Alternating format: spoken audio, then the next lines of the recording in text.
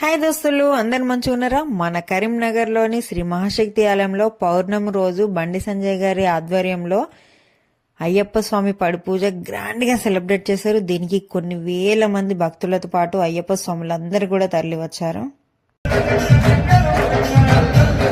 Temple లోపల కూర్చున్న వాళ్ళకి మాత్రమే కాకుండా టెంపుల్ ప్రాంగణంలో అంటే గ్రౌండ్ లో కూర్చున్న వాళ్ళందరికీ కూడా కనిపించేలాగా పెద్ద స్క్రీన్స్ రెండింటిని ఏర్పాటు చేశారు.